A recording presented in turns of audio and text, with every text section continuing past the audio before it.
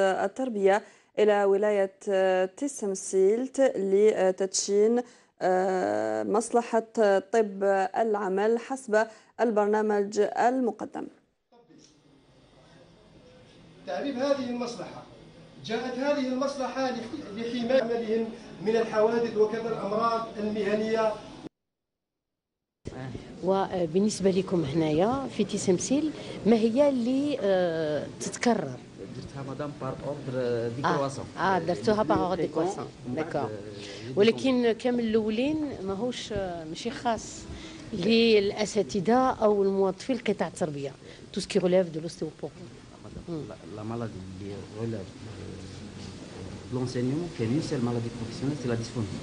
C'est ça. La loi algérienne fait uniquement la dysphonie professionnelle, qui est propre aux enseignants. Mais les autres affections, on les déclare comme maladies à caractère professionnel. C'est-à-dire, on les déclare, c'est des maladies dues au travail, mais qui ne sont pas actuellement prises en charge par la CNAS. Si la loi change ou là, ils peuvent en bénéficier automatiquement. Maintenant, qui m'a les varices du membre inférieur, c'est la station debout prolongée. On la déclare comme une maladie à caractère professionnel, puisque l'enseignant, la plupart du temps, il est debout. Mais pour l'instant, du point de vue légal, ce n'est pas pris en charge comme une maladie professionnelle. On la déclare comme maladie à caractère professionnel. De toutes les façons, il y a une commission avec le ministère du Travail. C'est-à-dire que الواحد راه يشتغل في هذا الميدان. D'accord. Mais عددهم زعما الشيء اللي يهمني لما نشوفوا العدد الكلي للأساتذة شحال منهم par exemple sont atteints de dysphonie. La dysphonie, j'ai eu une cinquantaine de cas. Dysphonie. Du tableau de maladie professionnelle, on a 5. 5 اللي ديكلاريناهم باسكو كاين دي ليزيون اللي لازم نلقاوهم كي نديروا لا لارينغوسكوبي دونك الورال الميدسان ورال لازم يلقى واحد لي ليزيون الا ما لقيناهمش ميم سي لا ان ديسفوني ميم يكون افون يعني لا فوا ما كانش بصح اون بو با لي ديكلاري باسكو لا لوا ne permet pas. Mais ceux qui ont été déclarés ou acceptés par la CNAS, on a 5 في هاد لي 2 ans voilà. D'accord. Et du point de vue psychologique, il y a des états dépressifs, des états d'épuisement. Le burn-out. Si vous permettez, madame, c'est l'occasion, j'ai un souhait. Oui. Parce que les différents services de médecine travail, les différents, j'ai discuté avec mes confrères, on a recruté des psychologues cliniciens. En plus, on a besoin de psychologues du travail.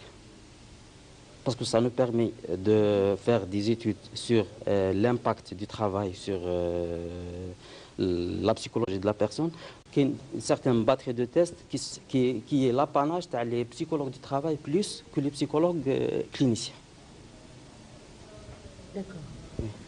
Donc, dans les services de médecine du travail liés à l'éducation nationale, أحسن يكون عندنا donc des psychologues du travail plus que les psychologues cliniciens ou là en sus? Pour moi plus.